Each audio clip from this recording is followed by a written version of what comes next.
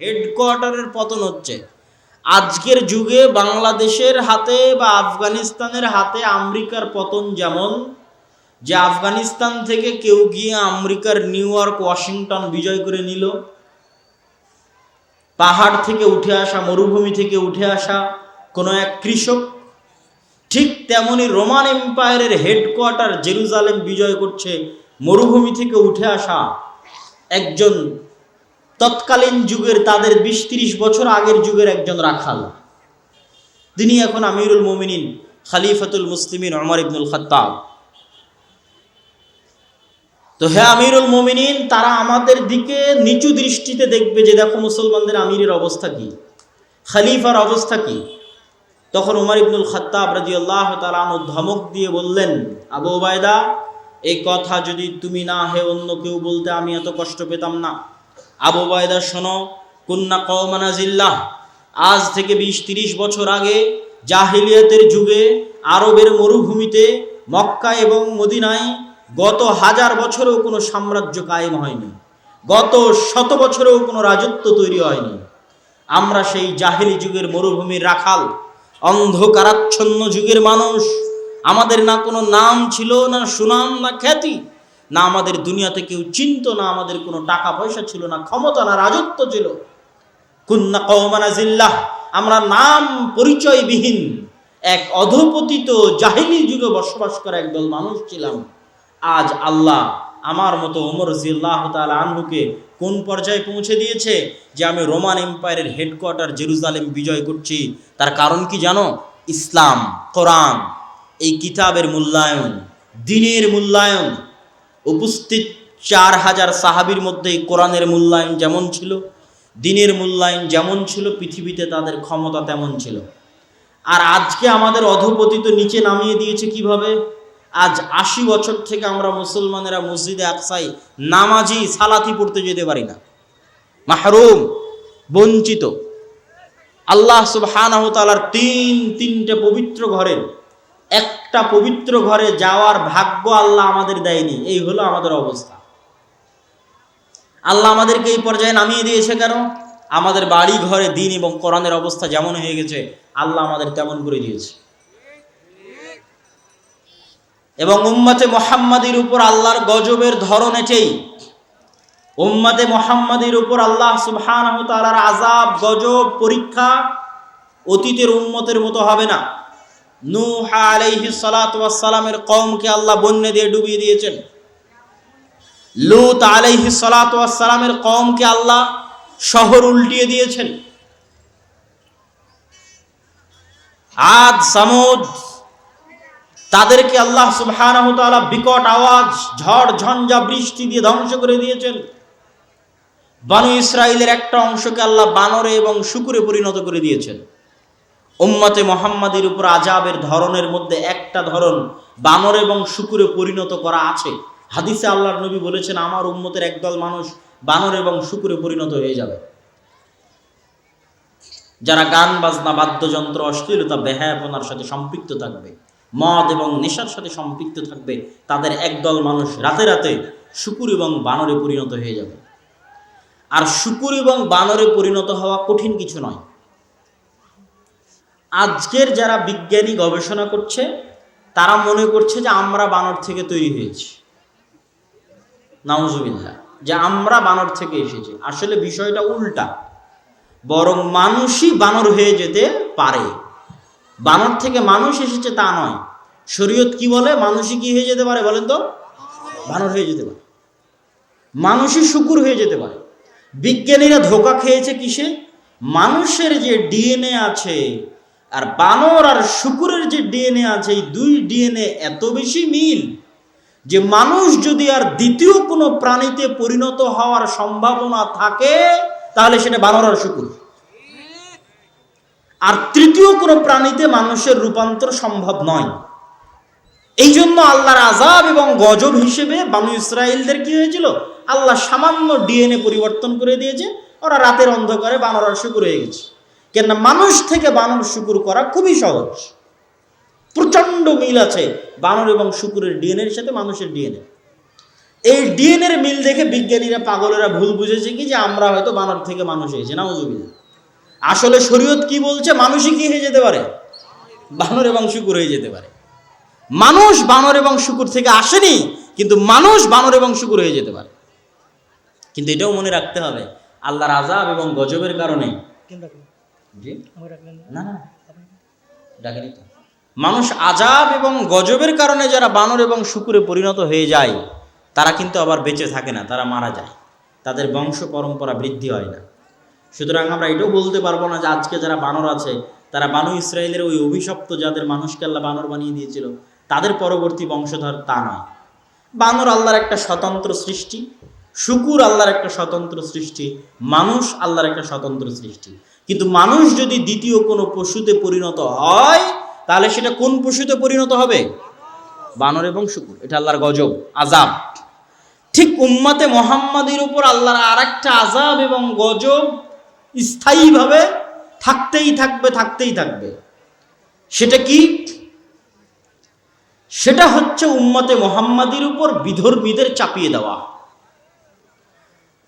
উম্মতে মুহাম্মাদি যদি আপনারা আজকে কাহারোল উপজেলার মানুষ যারা আজকে এখানে একত্রিত হয়েছেন, ইসআল নাফসাকুম ইসআলু আনফুসাকুম, আপনাদের নিজেদের জিজ্ঞেস করেন যে আপনি সর্বশেষ কতদিন কোরআন পড়েননি। আপনারা নিজেদের জিজ্ঞেস করেন আপনাদের বাড়িতে সর্বশেষ কতদিন কোরআন পড়া হয়নি। উপস্থিত মা এবং বোনেরা নিজেদের জিজ্ঞেস করেন আপনাদের বাড়িতে কতদিন যাবৎ কোরআন বুঝা, কোরআন তেলাওয়াত, কোরআন অনুধাবন হয় না। তাহলে এবার গোটা কাহারোল উপজেলা, গোটা দিনাজপুর জেলা, গোটা রংপুর বিভাগের মানুষজন যদি নিজেদের মাপে যে তাদের বাড়িতে তাদের জীবনে তারা মাসকে মাস, বছরকে বছর থেকে না কোরআন পড়ে না বোঝার চেষ্টা করে, তাহলে তাদের উপর তো আল্লাহর আযাব আসা উচিত। কেন আল্লাহ বলেছে এই কিতাব এই উম্মতের একটা অংশকে উপরে উঠিয়ে দিবে আর একটাকে নিচে নামিয়ে দিবে। তো যেটাকে নিচে নামিয়ে দিবে ওদের আযাবটা কি? তো আপনি যদি মনে করেন যে কাহারুলের কেউ আজকে যদি কোরআন না পড়ে তাহলে আল্লাহ কাহারুলকে ভূমিকম্পতে ধ্বংস করে দিবে, জি না। আপনি যদি মনে করেন আজকে দিনাজপুরের কোনো মানুষ কোরআন না বুঝে, কোরআন না শিখে, তাহলে দিনাজপুরকে আল্লাহ বন্যে দিয়ে ডুবিয়ে দিবে, জি না। এটা উম্মতে মুহাম্মাদির উপর আল্লাহর সামগ্রিক আযাব এবং গজবের ধরন নয়।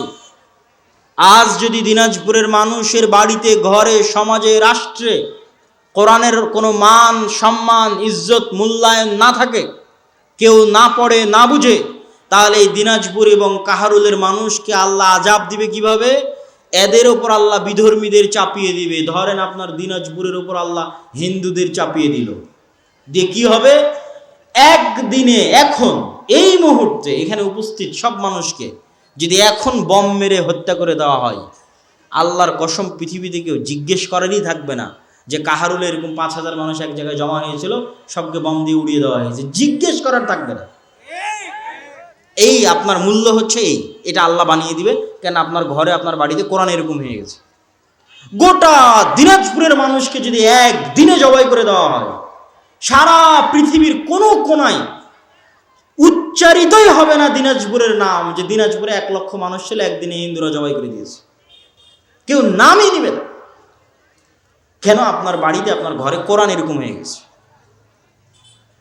আমি যদি বুঝাতে না পারি এটা আমার ব্যর্থতা, কিন্তু কোরআন এবং হাদিস থেকে ব্যাখ্যা করেই আপনাকে আমি বলতেছি যে উম্মতে মুহাম্মাদির উপর আযাবের ধরন হচ্ছে এটা, শাস্তি গজবের ধরন হচ্ছে এটা। এবং এভাবে আল্লাহ উম্মতে মুহাম্মাদিকে আযাব এবং গজব দিয়েছে। অন্য কোনোভাবে আপনি পাবেন না যে গোটা 1400 বছরের ইতিহাসে কোনো মুসলিম শহর মাটিতে ধসে গেছে, পাবেন না।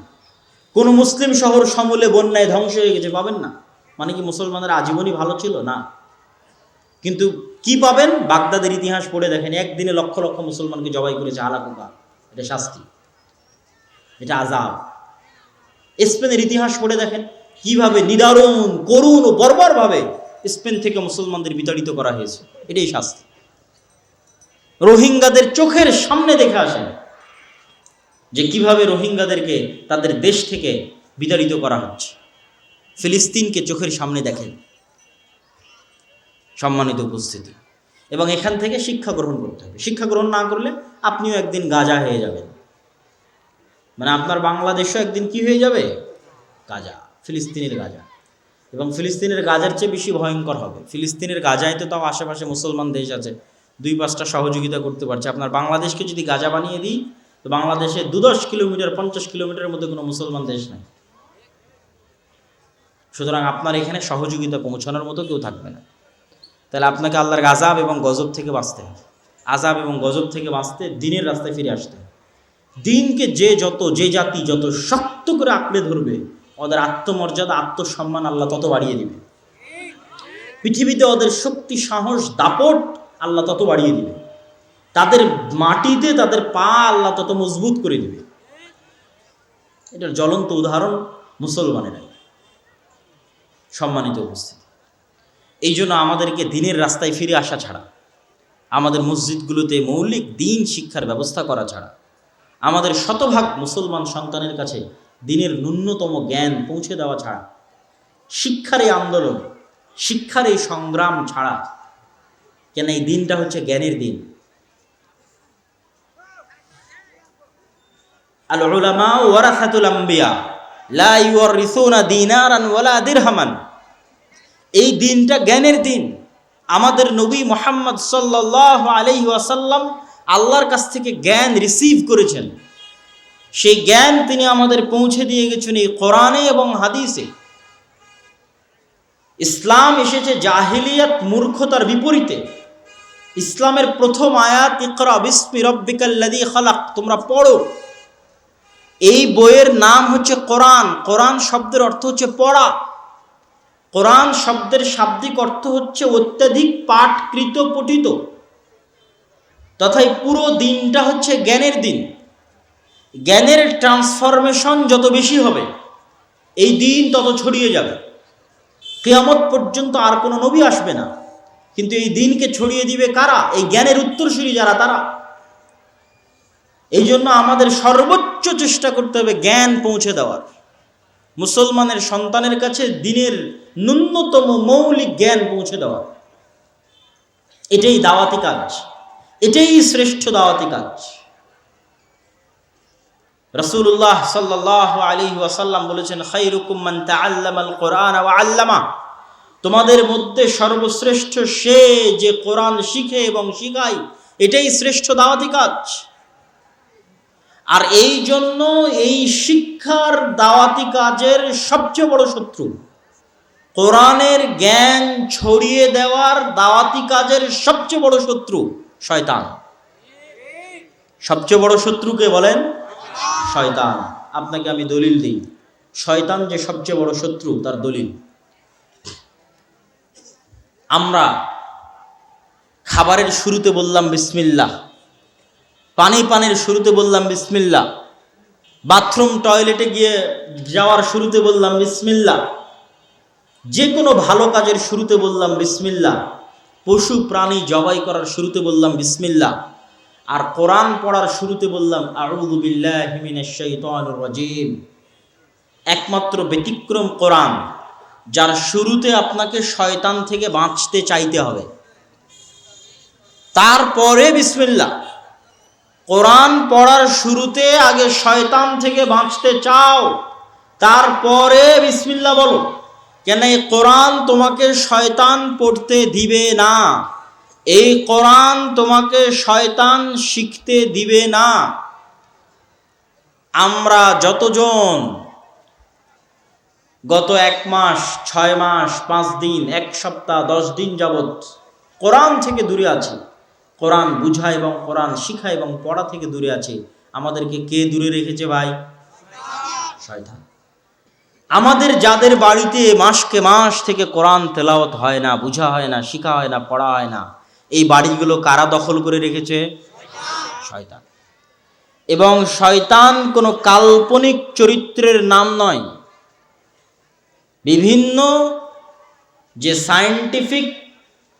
সায়েন্স ফিকশনের যে গল্প, কাল্পনিক গল্প, কাল্পনিক উপন্যাস, কাল্পনিক ভূত পেত্নির গল্প, এই কাল্পনিক কোনো চরিত্রের নাম শয়তান নয়। শয়তান এক অতি বাস্তব, অতি সত্য এবং অতি ভয়ঙ্কর চরিত্রের নাম হচ্ছে শয়তান। আল্লাহ সুবহানাহু ওয়া তাআলা এই পৃথিবী ডেভেলপ করার আগেই, যেভাবে আপনারা সফটওয়্যার ডেভেলপ করেন, অ্যাপ ডেভেলপ করেন, এই পৃথিবীর সিস্টেম যখন আল্লাহ ডেভেলপ করেছেন, এই পৃথিবীকে আল্লাহ একটা সিস্টেমে তৈরি করেছেন, যেই সিস্টেমগুলো অপরিবর্তনীয়, একমাত্র আল্লাহ চাইলে পরিবর্তন হতে পারে। যেমন এই পৃথিবীতে আল্লাহ সিস্টেম কি দিয়েছেন? আগুন জ্বালাবে, এটা সিস্টেম। যে আমি আগুনের মধ্যে হাত দিলে আমার হাত পুড়ে যাবে, এটাই সিস্টেম পৃথিবীতে। কিন্তু আগুন নাও পুড়াতে পারে, যদি আল্লাহ বলে ইয়া নারু কুনি বারদান ওয়া সালামান আলা ইব্রাহিম, হে আগুন তুমি ইব্রাহিমের জন্য ঠান্ডা শীতল বরফ হয়ে যাও। এই পৃথিবীর সিস্টেম হচ্ছে চাকু দিয়ে ছুরি চালালে কাটবে, সিস্টেম। ঠিক এই পৃথিবীর অন্যতম একটা সিস্টেম হচ্ছে আল্লাহ মানুষকে রক্ষণাত্মক ভূমিকায় রেখে মানুষের শত্রু হিসেবে বানিয়ে দিয়েছেন, এনিমি হিসেবে বানিয়ে দিয়েছেন শয়তানকে। যেমন ভিডিও গেমে যুবক এবং কিশোরদের এনিমি থাকে, শত্রু থাকে, যার বিরুদ্ধে সে লড়াই করে, এবং প্রতিটা গেম, প্রতিটা খেলায় পাল্টা প্রতিপক্ষ থাকে। ভোটের রাজনীতিতেও পাল্টা প্রতিপক্ষ আছে, ক্রিকেট ফুটবলও পাল্টা প্রতিপক্ষ আছে, ভিডিও গেমের মধ্যেও পাল্টা প্রতিপক্ষ আছে, যে হচ্ছে এনিমি। তো এই পৃথিবীকে আল্লাহ ওইভাবেই ডেভেলপ করেছে যে মানুষের জন্য আল্লাহ কাকে শত্রু করে দিয়েছে বলেন তো? শয়তানকে শত্রু করে দিয়েছে। এবং শয়তানকে আল্লাহ আক্রমণ করার সর্বোচ্চ ক্ষমতা দিয়েছে।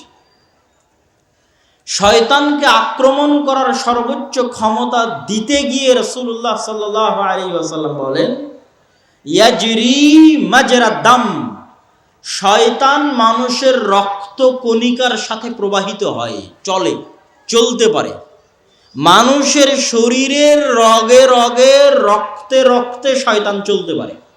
ইয়াজরি মাজরা দাম, এই ক্ষমতা আল্লাহ শয়তানকে দিয়েছে। শয়তানকে দ্বিতীয় ভয়ঙ্কর যে ক্ষমতা আল্লাহ দিয়েছে আদম সন্তানের উপর আক্রমণ করার জন্য, সেটা হচ্ছে ইউসবিসু ফি সুদুরিন নাস। আজকের পৃথিবীতে এমন কোনো টেকনোলজি আবিষ্কার হয়নি যে আমি এখানে মোবাইলে বাটন চাপলে আপনাদের সবার অন্তরে মেসেজ চলে যাবে, এরকম কোনো টেকনোলজি আবিষ্কার হয়নি। যদি হতো তাহলে আমাকে রাজশাহী থেকে সফর করে আর শায়েখ আব্দুর রাজ্জাক বিন ইউসুফকে ঢাকা থেকে সফর করে আজ এখানে আসা লাগতো না। আমরা একটা বাটন চাপতাম আর এখানে যতজন উপস্থিত হয়েছে সবার অন্তরে অন্তরে মেসেজ চলে যেত। কিন্তু মোবাইল বলেন, কম্পিউটার বলেন, মাইক বলেন, এগুলো একটাও সেই প্রযুক্তি নয়। সবগুলোই কি? আমাকে চিল্লাতে হবে আর আপনি কান দিয়ে শুনবেন। পার্থক্য এতটুকু কি, আমি মোবাইলে চিল্লাচ্ছি, আপনি 1000 কিলোমিটার দূরে মোবাইল দিয়ে শুনছেন, কিন্তু ভাই কান দিয়ে শুনতে হবে, আপনার অন্তরে পাঠানোর কোনো উপায় নাই। পার্থক্যকে আগে মুখে বলতাম, এখন মাইকে চিল্লাচ্ছি, আপনাকে কান দিয়েই শুনতে হচ্ছে, আপনার অন্তরে দেওয়ার কোনো উপায় আমার কাছে নাই। কিন্তু শয়তানকে আল্লাহ এই শক্তি দিয়ে দিয়েছে যে শয়তান যদি আমাদের কিছু বলতে চায় তাহলে আমাদের কানে বলা লাগবে না, আমাদেরকে চিঠি লেখা লাগবে না যে আমরা পড়ব, মেসেজ লেখা লাগবে না যে আমরা পড়ব, সরাসরি ইউসবিসু ফি সুদুরিন নাস, শয়তান সরাসরি কোথায় মেসেজ দিতে পারে? অন্তরে। শয়তান সরাসরি মানুষের অন্তরে মেসেজ দিতে পারে। ফলত আদম সন্তান মহাবিপদে। আদম সন্তান জানে না কোনটা তার ইচ্ছা, কোনটা শয়তানের প্ররোচনা। এই এক বিপদে আমরা প্রতি সেকেন্ড পার করছি, আল্লাহর কসম, প্রত্যেকটা সেকেন্ড আমরা এই বিপদে পার করছি। আপনি যদি শয়তানের এই অংশটুকু ভালোভাবে বুঝে যান, আপনার কাছে গোটা দুনিয়া পানির মতো, দুধ কা দুধ পানি কা পানি হয়ে যায়গা। যে পৃথিবীতে কি চলতেছে আপনি ধরে ফেলতে পারবেন, পৃথিবীর রহস্য কি ধরে ফেলতে পারবেন। আপনি সকালবেলা ফজরের সালাত বাদ দিয়ে ঘুমিয়ে আছেন, আপনি মনে করছেন আমার আরামের জন্য ঘুমিয়ে আছি, আমার আয়েশের জন্য ঘুমিয়ে আছি। কিন্তু এই লজিক যদি আপনি বুঝে যান যে পৃথিবীর ডেভেলপ সিস্টেমটা কিভাবে ডেভেলপ করা আছে, তাহলে আপনি বুঝবেন যে সকালে আপনার ইচ্ছায় আপনি ঘুমিয়ে নাই, বরং শয়তানের প্ররোচনায় আপনি ঘুমিয়ে আছেন। কিন্তু এটা আপনি জানেনই না যে শয়তান আপনাকে এভাবে আপনার অন্তরে মেসেজ দিতে পারে। এই ক্ষমতা শয়তানের আছে। এটা আপনাকে দুনিয়ার কোনো স্কুল, কোনো কলেজ, কোনো ইউনিভার্সিটি, কোনো থিসিস, কোনো রিসার্চ পেপার কেউ আপনাকে বলবে না। পৃথিবীর কেউ আপনাকে বলে দিবে না এটা। পৃথিবীর যেখানে যাবেন সবাই বলবে তোমার মন মতো চলো, মনের কথা শোনো, সবাই বলবে। কেউ বলবে না যে তোমার অন্তরে শয়তান নামে একটা চরিত্র আছে, যার প্রভাব আছে, অতএব সাবধান। এ কথা কেউ বলবে না। কেন বলবে না ভাই? আপনারা যদি একটু, আমাদের হাতের ডানে এবং পিছনে অনেক ভাই দাঁড়িয়ে আছে, একটু কি হালকা হালকা করে সামনে আসা সম্ভব? একটু ডানে বামে এবং সামনে একটু করে চেপে বসেন এবং ধৈর্য ধরে শেষ পর্যন্ত বক্তব্য শুনতে হবে। আমরাও দূর থেকে এসেছি, আপনারাও দূর থেকে এসেছেন। আমরা আপনাদের কাছে দুটো দিনের কথা পৌঁছাতে পারলে আমাদের লাভ, আপনারা শুনলে আপনাদের লাভ। একটু অল্প অল্প করে এগিয়ে আসেন যতদূর সম্ভব হয়। ওই যে মধ্যের ফাঁকা জায়গাটা একটু পূরণ করেন, যে একটু এগিয়ে আসেন, অল্প অল্প করে আগান এবং ডানে বামে এগুলো আগান। বিশেষ করে যারা ডানে দাঁড়িয়ে আছেন তারা কোনোভাবে ভাইজান ভিতরে বসা যায় কিনা দেখেন। আপনাদের কোনো স্বেচ্ছাসেবকরা থাকলে তাদেরকে একটু পাঠিয়ে দেন, যাতে মানুষজনকে বসার ব্যবস্থা করে দিতে পারে। অনেক মানুষ দাঁড়িয়ে আছে। সম্মানিত উপস্থিতি, আজকে আমরা এই মুহূর্তে যে আলোচনাটা করতেছি শয়তান, এই আলোচনা, এই টপিক, এই বিষয় দুনিয়ার কোনো স্কুল, কলেজ, ইউনিভার্সিটি আপনাদের শিখাবে না। কোনো রিসার্চ পেপার, কোনো পিএইচডি, কোনো থিসিস কোথাও পাবেন না। কিন্তু আজকে যদি একবার ভালো করে বুঝে যান, তাহলে এই পৃথিবীর সকল রহস্য আপনার কাছে ফাঁস হয়ে যাবে। তাহলে কি বলছিলাম, সকালবেলা আপনি ঘুমিয়ে আছেন, বলেন তো আপনার ইচ্ছায় না শয়তানের প্ররোচনায়? শয়তানের প্ররোচনায়। এবং আল্লাহর নবী সরাসরি হাদিসে বলছেন যে শয়তান মানুষের কাঁধের কাছে এসে গিট দেয় আর বলে, নাম ইন্নাল লাইলা লাতাবিল, ঘুমাও, রাত অনেক লম্বা, ঘুমাও, অনেক রাত লম্বা, শয়তান বলে। তথা শয়তান আপনার অন্তরে ওয়াসওয়াসাটা দেয়।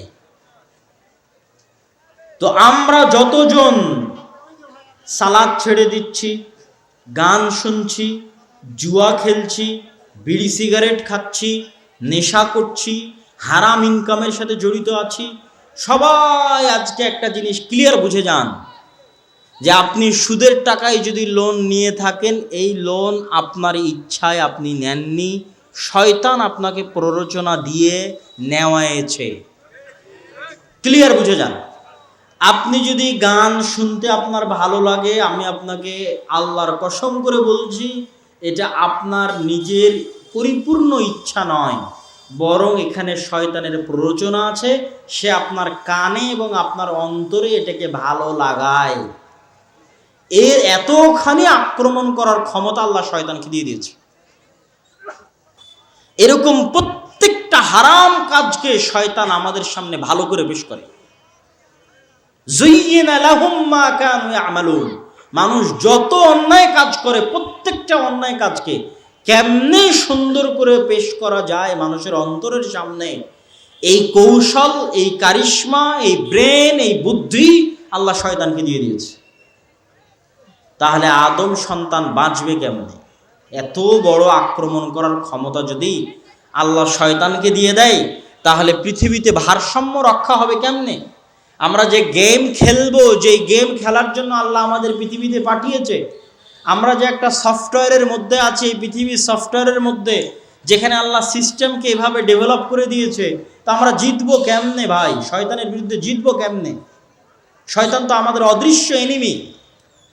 তার জন্য আল্লাহ সুবহানাহু ওয়া তাআলা কোরআন মাজিদে দুটো কথা বলেছেন। এক, ফাইম্মা ইয়াতিয়ান্নাকুম মিন্নি হুদান ফামান তাবিআ হুদায়া ফালা খাউফুন আলাইহিম ওয়ালা হুম ইয়াহজানুন, আমার পক্ষ থেকে তোমাদের নিকটে আসবে হেদায়াত, তোমরা যদি এই হেদায়াতের অনুসরণ করো, একদম যেখানে আদম আলাইহিস সালাতু ওয়াস সালামের ঘটনা আল্লাহ বলেছে, সেখানে আল্লাহ সুবহানাহু তাআলা বলছে কুলনাহবিতু মিনহা জামিআ, যে জান্নাত এবং আসমান সব জায়গা থেকে আল্লাহ নামিয়ে দিলেন। জান্নাত থেকে আদমকে নামিয়ে দিলেন, আসমান থেকে ইবলিসকে নামিয়ে দিলেন। নামিয়ে দেওয়ার পর আল্লাহ তাদের পরস্পরকে কি করে দিলেন? শত্রু করে দিলেন। ওখানে আল্লাহ বলছে ওয়াকুলনাহ বিতু বা'দুকুম লিবা'দিন আদু, তোমরা নেমে যাও, তোমরা পরস্পরের শত্রু। এখান থেকে গেম শুরু, প্রতিযোগিতা শুরু, কিয়ামত পর্যন্ত এই প্রতিযোগিতা চলবে। আল্লাহ কোরআনে বলে এই সিস্টেম যে পৃথিবী আল্লাহ এইভাবে ডেভেলপ করেছে, এটা আল্লাহ কোরআনে বলে দিয়েছে স্পষ্ট করে, যে আমার পৃথিবী এভাবে ডেভেলপ করা আছে যে শয়তান তোমার শত্রু এবং তাকে আমি এই ক্ষমতা দিয়েছি। এখন তুমি বাঁচবা কিভাবে? ফাইম্মা ইয়াতিয়ান্নাকুম মিন্নি হুদান ফামান তাবিআ হুদায়া ফালা খাউফুন আলাইহিম ওয়ালা হুম ইয়াহজানুন। তোমাদেরকে বাঁচানোর জন্য আমি যুগে যুগে নবী পাঠাবো, রাসূল পাঠাবো, আর নবী আর রাসূলের সাথে আমার কিতাব পাঠাবো। প্রত্যেক যুগে যারা আমার পাঠানো নবী রাসূল এবং কিতাবের কথা মেনে নিবে, তাদের কোনো ভয় নাই, কোনো দুশ্চিন্তা নাই, শয়তান তাদের কোনো ক্ষতি করতে পারবে না। বলেন আল্লাহু আকবার। কিন্তু এই কোরআন থাকার পরেও, নবী থাকার পরেও মানুষ যেভাবে আল্লাহ শয়তানকে ক্ষমতা দিয়েছে, ভয়ঙ্কর লেভেলের ক্ষমতা, সেখানে মানুষ পথভ্রষ্ট হবে না? হবে না? বলেন হবে। যেখানে আমাদের আদি পিতা পথভ্রষ্ট হয়ে গেছে, তাকে শয়তান ভ্রান্ত পথে নিয়ে চলে গেছে, সেখানে আমরা তো করবই। আমাদের আদি পিতা যদি ভুল করে থাকে, আমাদেরও ভুল হবে। এই জন্য আল্লাহর পক্ষ থেকে যুদ্ধে জিতার জন্য আল্লাহর পক্ষ থেকে ছাড়, অফার, যে এইটা হলো আমার লজিক, এই লজিকে তোমরা যুদ্ধ করো। আমি শয়তানকে দিয়েছি এই ক্ষমতা, তোমাদের জন্য দিয়েছি নবী রাসূল কিতাব, লড়তে থাকো।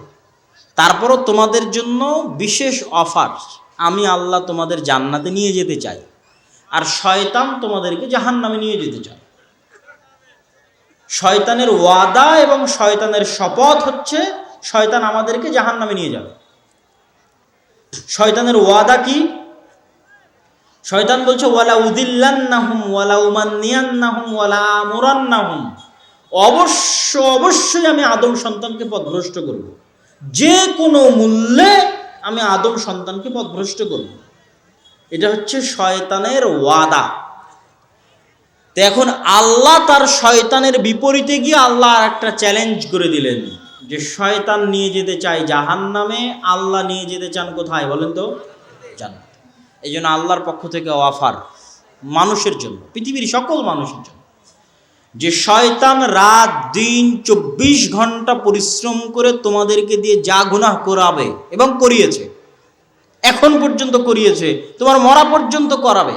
আমার কিতাব থাকার পরেও, আমার রাসূল থাকার পরেও, রাসূলের হাদিস থাকার পরেও তোমাদেরকে দিয়ে 24 ঘন্টা পরিশ্রম করে যা গুনাহ করাবে, সকাল থেকে সন্ধ্যা পর্যন্ত, জন্ম থেকে মৃত্যু পর্যন্ত, তোমরা যদি আমার নিকটে একবার ক্ষমা চাও, আমি আল্লাহ শয়তানের সকল পরিশ্রম বাতিল করে দিয়ে তোমাদেরকে ক্ষমা করে দেব। এটাই হলো আল্লাহর পক্ষ থেকে অফার। ক্ষমার রাস্তা উন্মুক্ত। শয়তান চেষ্টা করবে মাথার ঘাম পায়ে ফেলে আপনাকে জাহান্নামে নিয়ে যাওয়ার জন্য, ভুল হবে, কিন্তু আপনার জান্নাতে যাওয়ার সহজ রাস্তা কি? ক্ষমা, তওবা, সাধ্য অনুযায়ী কোরআন এবং হাদিস মেনে চলা, আর আল্লাহর কাছে তওবা ইস্তেগফার করতে থাকা। কেননা শয়তানের সাথে আপনি যুদ্ধে পরিপূর্ণ জিততে পারবেন না। আল্লাহ দয়া করে আমাদের জন্য এই ছাড় দিয়ে রেখেছে, শয়তান তোমাদের ভুল করাবে, তোমরা ক্ষমা চাও, আমার ক্ষমার দরজা কিয়ামত পর্যন্ত, তোমাদের শ্বাস তোমাদের কণ্ঠনালীতে আসার আগ পর্যন্ত তোমাদের জন্য ক্ষমার দরজা উন্মুক্ত।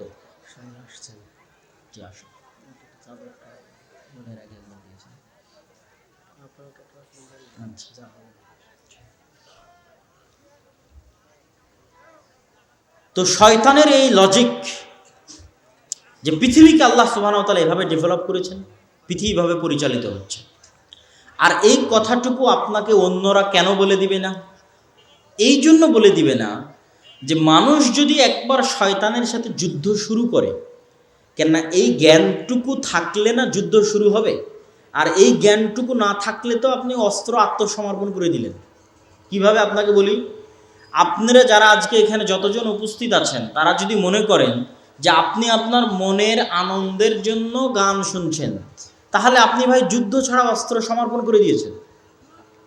যুদ্ধ ছাড়া কি করেছেন বলেন তো? একটু কথা বলতে হবে। যুদ্ধ ছাড়া কি করেছেন? অস্ত্র সারেন্ডার করেছেন শয়তানের সামনে। যদি আপনি মনে করেন যে আপনার প্রশান্তির জন্য আপনি শুনছেন, আপনি আপনার প্রয়োজনে খুব দরকার, এই জন্য আপনি সুদের ঋণ লোনের টাকায় আপনি বাড়ি বানিয়েছেন, তাহলে আপনি আগেই অস্ত্র সমর্পণ করে দিয়েছেন। আপনাকে যুদ্ধটা অন্তত শুরু করতে হবে, আর এই যুদ্ধটা শুরু করার জন্য আপনাকে বিশ্বাস রাখে প্রত্যেক যে কাজের কথা আল্লাহ এবং তার রাসূল নিষেধ করেছে কোরআনে এবং হাদিসে, এই কাজ করার চিন্তা যদি আপনার অন্তরে আসে, সেটা কার পক্ষ থেকে? শয়তানের পক্ষ থেকে। কেননা এটা ইনস্ট্রাকশন ভাই, যে কোন রাস্তায় গেলে আপনি গুলি খাবেন, আর কোন রাস্তায় গেলে মারামারি গন্ডগোল চলতেছে, কোন রাস্তায় গেলে পুলিশ আপনাকে ধরে নিবে, আর কোন রাস্তায় গেলে আপনি ডাকাতির শিকার হবেন। এটা তো ইনস্ট্রাকশন। গেমের মধ্যে যেমন আপনাকে ইনস্ট্রাকশন দেয়, এই রোডে তোমার শত্রু আছে, এই রোড দিয়ে যাও, এই দিক দিয়ে, এই ঘরে তুমি অস্ত্র পাবা, তা আপনি তো জানেন না, আপনি কিছুই জানেন না, জিরো। আপনার অন্তরের উপর আপনার কন্ট্রোল ক্ষমতা নাই, আপনি করবেন কি পৃথিবীতে এসে? কে জানাবে আপনাকে? This is the instruction. এখানে আপনাকে দিক নির্দেশনা দিবে, দেখো এটা শয়তানের, সাবধান, এটা শয়তানের। নিবেন একটা উদাহরণ দেয়, আল্লাহ কোরআনে বলছে, ইন্নামাল খামরু ওয়াল মাইসিরু ওয়াল আনসাবু ওয়াল আজলাম রিজসুম মিন আমালিশ শাইতান। কোরআনে লেখা আছে, মানে আপনাকে ইনস্ট্রাকশনে লিখে দিয়ে পাঠানো আছে যে মদ, জুয়া, মূর্তি পূজা কার কাজ? ইনস্ট্রাকশনে লেখা আছে যে এই মদ, জুয়া এবং মূর্তি পূজার রাস্তায় যদি হাঁটো, তাহলে এটা কার রাস্তা? শয়তানের রাস্তা। তুমি বিপদে পড়ে যাবে, শয়তান তোমাকে ফাঁসিয়ে দিবে, সাবধান। তো আপনাকে অন্তত যুদ্ধটা স্টার্ট করতে হবে, শুরু করতে হবে। আপনি যদি বিড়িখোর হয়ে থাকেন, বিড়ি সিগারেটের নেশা থেকে থাকে, তাহলে আপনাকে প্রত্যেকটা বিড়ি খাওয়ার সময় মনে করতে হবে যে এই বিড়ি খাওয়ার প্ররোচনা আপনাকে কে দিচ্ছে? শয়তান দিচ্ছে। তাহলে অন্তত যুদ্ধটা শুরু হবে। না হলে তো আপনি অস্ত্র, বিনা যুদ্ধে অস্ত্র সমর্পণ করে দিয়েছেন, তারপরে আপনি হাজার বিড়ি খান, কিন্তু এটা মনে করে খান আপনাকে খাওয়াচ্ছে কে? শয়তান। আপনি যখন কোনো মেয়ের সাথে অবৈধ সম্পর্কে লিপ্ত আছেন, তখন আপনাকে কি মনে রাখতে হবে? এটা করাচ্ছে কে? তারও অন্তরে প্ররোচনা দিচ্ছে শয়তান, আপনার অন্তরেও প্ররোচনা দিচ্ছে শয়তান। তাহলে যুদ্ধ শুরু হবে, আপনার ব্রেনে কাজ করবে যে আমি আর কতক্ষণ শয়তানের গোলামি করব, আর কতক্ষণ শয়তানের দাসত্ব করব। পৃথিবীতে মানুষ দুই প্রকার, এর বাইরে কোনো মানুষ নাই, হয় ইবাদুর রহমান, না হয় ইবাদুর শয়তান, হয় আল্লাহর গোলাম, না হয় শয়তানের গোলাম। আর পৃথিবীর এই যে লক্ষ লক্ষ মানুষ, সারা পৃথিবীর, ইউরোপ, আমেরিকা, চায়না, এদেরকে শয়তান পাগল বানিয়ে রেখেছে। গোটা পৃথিবীর মানুষকে শয়তান কি বানিয়ে রেখেছে? পাগল বানিয়ে রেখেছে। তাদের কাছে এই লজিক কেউ কোনোদিন তুলেও ধরে না, কেউ কোনোদিন বলেও না, তারা জানেও না, সব শয়তানের গোলাম। এদের অন্তরগুলো কার কন্ট্রোলে আছে? শয়তানের কন্ট্রোলে। সুতরাং পৃথিবীতে এরা বসবাস করছে গরু, ছাগল, কুকুর, শ্রীগালের মতো। কোনো লজিক নাই পৃথিবীতে বসবাস করার, কোনো উদ্দেশ্য নাই। সুতরাং শয়তান সাকসেসফুল। মাত্র যাদের কাছে কোরআন আছে, একমাত্র এই অন্ধকার থেকে বের করতে পারবে কোরআন। কোরআনে এগুলো বলে দেওয়া আছে, পৃষ্ঠায় পৃষ্ঠায়, পাতায় পাতায় বলা আছে, ইন্নাশ শাইতানা লাকুম আদুউম মুবিন। এই মানুষেরা, শয়তান তোমাদের সবচেয়ে বড় শত্রু। লা তাত্তাবিউ খুতুওয়াতিশ শাইতান, এই মানুষেরা তোমরা শয়তানের পদাঙ্ক অনুসরণ করিও না। কত নিবেন এরকম আয়াত পবিত্র কোরআনে? অসংখ্য আয়াত। কোরআন পাঠানোই হয়েছে শয়তানের বিরুদ্ধে, নবী রাসূল পাঠানোই হয়েছে শয়তানের বিরুদ্ধে। এই জিনিসটা আমাদের ফিল করতে হবে যে কোরআন এসেছে কার বিরুদ্ধে? বলেন তো, একটু জোরে বলেন, কার বিরুদ্ধে এসেছে কোরআন? নবী রাসূল এসেছে কার বিরুদ্ধে? শয়তানের বিরুদ্ধে। পুরো ইসলাম কার বিরুদ্ধে? শয়তানের বিরুদ্ধে। এটা হচ্ছে পুরো ইসলামের সারমর্ম, আপনাকে বলে দিলাম। এবং এই সারমর্মের অসংখ্য দলিল দিতে পারবো। রাসূলুল্লাহ সাল্লাল্লাহু আলাইহি ওয়াসাল্লাম বলছেন, ইযা আকালা আহাদুকুম ওয়া লাম ইয়াযকুর ইসমাল্লাহ, যখন তোমাদের কেউ খায় আর বিসমিল্লাহ না বলে, ইয়াকুলু মাআহু শাইতান, তার সাথে কে খায়? শয়তান খায়।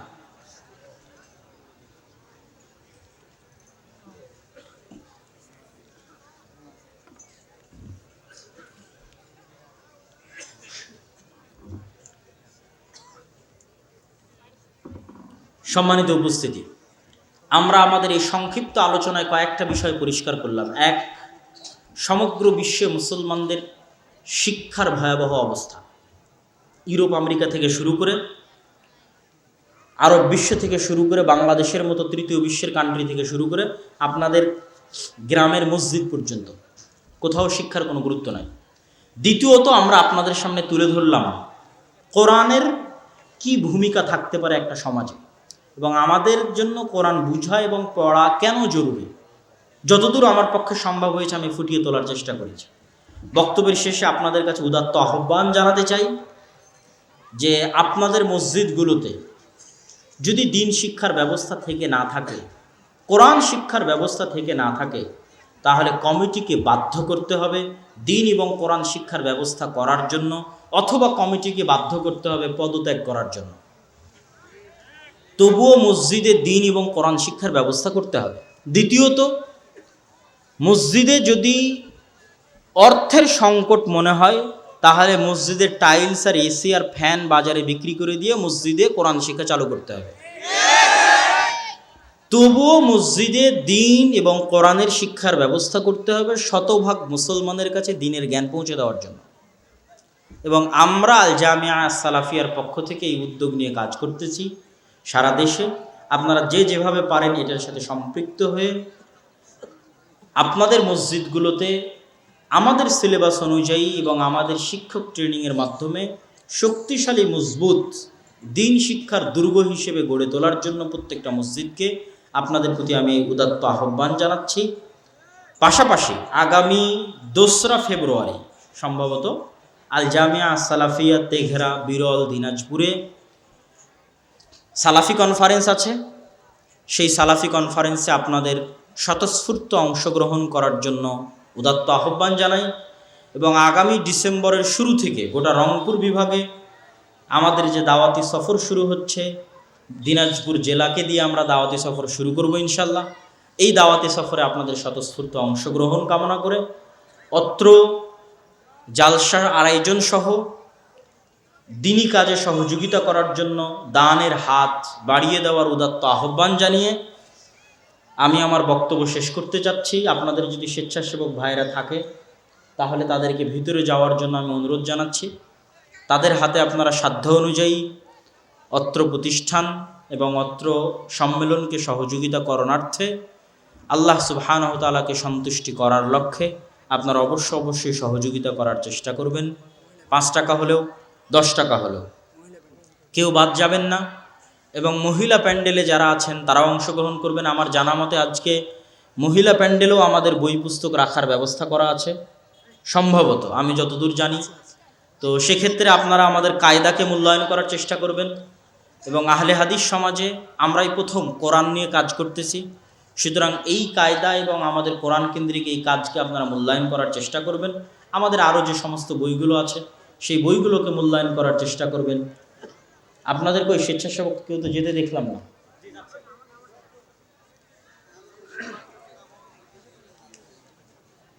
এত দেরি করলে তো হবে না। তো আমরা আপনাদেরকে আরও কয়েকটি বিষয় জানিয়ে রাখি এই স্বল্প সময়ের মধ্যে। আল জামিয়া আস-সালাফিয়া রূপগঞ্জ নারায়ণগঞ্জে আমাদের সালাফি কনফারেন্স আছে 7 এবং 8ই মার্চ। এবং প্রত্যেক প্রতিষ্ঠানে ভর্তির সময় দেওয়া আছে 1 জানুয়ারি। 1 জানুয়ারির পূর্ব পর্যন্ত আপনারা ফর্ম সংগ্রহ করতে পারবেন। এবং ডাঙ্গিপাড়া হোক, দিনাজপুর হোক, বরিশাল হোক, নারায়ণগঞ্জ হোক, সব জায়গাতে ভর্তির দিন হচ্ছে 1 জানুয়ারি। পাশাপাশি আমরা প্রত্যেকটি শাখায় আমাদের শিক্ষার মান সুনিশ্চিত রাখতে এখন পর্যন্ত অন্য আরও 10টি 15টি 20টি প্রতিষ্ঠানের চাইতে আমরা সক্ষম হয়েছি এবং এগিয়ে আছে, এটা আমরা দাবি করে বলতে পারি। উদাহরণ হিসেবে আপনাদের সামনে জামিয়া সালাফিয়া ডাঙ্গিপাড়ার কথাটি রাখতে পারি, যেখানে শুধু দেশি নয় বিদেশি শিক্ষকগণ অবস্থান করে থাকেন। ভারতের আহলে হাদিসদের সবচেয়ে বড় প্রতিষ্ঠান জামিয়া সালাফিয়া বানারসের সিনিয়র মুহাদ্দিসগণ সেখানে শিক্ষকতা করে থাকেন, যারা মাঝে মধ্যে আপনাদের জামিয়া সালাফিয়া তেঘরা বিরল দিনাজপুরেও আসেন এবং এখানেও মাঝে মধ্যে খণ্ডকালীন শিক্ষক হিসেবে ক্লাস নেওয়া এবং শিক্ষকদের তদারকি করে থাকেন। পাশাপাশি মদিনা ইসলামী বিশ্ববিদ্যালয় থেকে 3 জন শিক্ষক 10 দিনব্যাপী জামিয়া সালাফিয়াতে দার্স দিয়ে গেছেন। আগামী জানুয়ারিতে আরও 2 জন শিক্ষক মদিনা ইসলামী বিশ্ববিদ্যালয় থেকে আসবেন। সেই হিসেবে দেশি বিদেশি ছাত্র এবং শিক্ষক মিলিয়ে এবং জামিয়া সালাফিয়া থেকে যে পত্রিকাগুলো বের হয় মাসিক আল ইতিসাম, ছাত্ররা একটা পত্রিকা বের করে কিশলয়, এবং ছাত্ররা অসংখ্য আরবি, ইংরেজি এবং বাংলা দেয়ালিকা প্রকাশ করে। এবং আমাদের জামিয়া সালাফিয়ার সিস্টেমগুলো ডিজিটালাইজড এবং সফটওয়্যার ভিত্তিক পরিচালিত হয়। সেই হিসেবে আমরা এই প্রতিষ্ঠানকে বাংলাদেশের মাদ্রাসা শিক্ষার জগতে একটি ব্যতিক্রম, সর্ববৃহৎ এবং সবচেয়ে উন্নত শিক্ষা প্রতিষ্ঠান হিসেবে দাবি করলে ভুল হবে না বলে মনে করি। অতএব এই প্রতিষ্ঠানগুলোকে মূল্যায়ন করার, এই প্রতিষ্ঠানগুলোর জন্য আল্লাহ সুবহানাহু ওয়া তাআলার দরবারে দোয়া করার আপনাদের কাছে আহ্বান জানাই, যেন আল্লাহ সুবহানাহু ওয়া তাআলা জামিয়া সালাফিয়ার সাথে সংশ্লিষ্ট যা কিছু আছে, আর দাওয়া ইলাল্লাহর মাধ্যমে মসজিদ ভিত্তিক দিন শিক্ষা, মাসিক আল ইতিসাম থেকে শুরু করে যা কিছু পরিচালিত হচ্ছে, সকল কিছুকে যেন আল্লাহ সুবহানাহু ওয়া তাআলা কবুল করে, আল্লাহুম্মা আমিন। এবং সকল কার্যক্রমকে যেন আল্লাহ সুবহানাহু ওয়া তাআলা সহজ করে দেয়, আল্লাহুম্মা আমিন। আল্লাহ যেন বাংলাদেশে এবং বাংলাদেশের বাইরে যত মুসলমান রয়েছে, বাংলা ভাষাভাষী হোক, বাংলা ভাষাভাষীর বাইরে অন্য ভাষাভাষী হোক, তাদের অন্তরে যেন আল্লাহ সুবহানাহু ওয়া তাআলা জামিয়া সালাফিয়ার প্রতি ভালোবাসা দেয়, আল্লাহুম্মা আমিন। আমাদের অন্তরকে, দেশ ও জাতির অন্তরকে জামিয়া সালাফিয়ার প্রতি দুর্বল, ভালোবাসাপূর্ণ এবং জামিয়া সালাফিয়ার কে আল্লাহ সুবহানাহু ওয়া তাআলার সন্তুষ্টির উদ্দেশ্যে সহযোগিতাপূর্ণ মানসিকতা যেন আল্লাহ তৈরি করে দেয়, আল্লাহুম্মা আমিন। এবং এটার বিনিময়ে